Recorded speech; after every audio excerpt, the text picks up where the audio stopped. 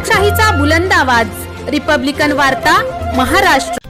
करंजखेडच्या सरपंचाच्या मुलाचा खून, 6 जणांविरोधात गुन्हा दाखल, गावठी पिस्तुलासह 2 जणांना घेतले ताब्यात। राजकीय वादातून सरपंचाच्या मुलाचा धारदार शस्त्राने 22 वार करून खून केल्याची घटना कन्नड तालुक्यातील करंजखेड येथे घडली असून या प्रकरणी 6 जणांना पिशोर पोलीस ठाण्यात गुन्हा दाखल करण्यात आला आहे।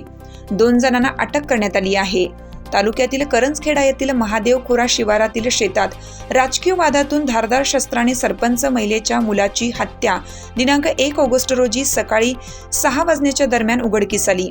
करंजखेडा येथील सरपंच संगीता कैलास सोनवणे वय 50 वर्ष राहणार करंजखेडा यांचा निलेश नावाचा मुलगा हा भल्या पहाटे आपल्या शेतात जात असताना राजकीय वादातून रुपेश मकासे, मयूर साळुंके, विजय वाघ, धनराज कोल्हे, भूषण कारले, भगवान कोल्हे राहणार सर्व करंजखेडा यांनी गैरकायदा मंडळी जमून गावातील राजकीय वादातून त्यांच्या निलेश कैलास सोनवणे वय 32 वर्ष राहणार करंजखेडा यास धारदार शस्त्राने डोक्यात, मानेवर, पाठीवर वार करून हत्या केल्याची फिर्याद पिशोर पोलीस ठाण्यात मयत निलेशची आई सरपंच संगीता सोनवणे यांनी दिली।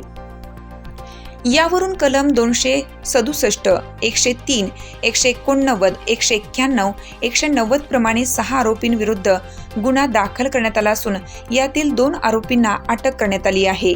पुढील तपास उपविभागीय पोलीस अधिकारी विजय कुमार ठाकूरवाड करीत आहेत। आज करंजखेड गावामध्ये एका आदिवासी मुलाचा मर्डर झालेला आहे। त्याचं नाव निलेश कैलास सोनवणे आहे। तो माझा पुतण्याच लागतो, पण या करंजखेड गावामध्ये गेल्या एस टी राखीव असल्यामुळे या निलेशची आई सरपंच होती। त्या राजकारणातून तो दोष ठेवून काही राजकारणी लोकांच्या पाठीशी राहून लोकांनी त्याच्या शेतामध्ये सकाळी बैला। रिपब्लिकन वार्ता महाराष्ट्र न्यूजसाठी कन्नड प्रतिनिधी मिलिंद कुमार लांडगे, छत्रपती संभाजीनगर।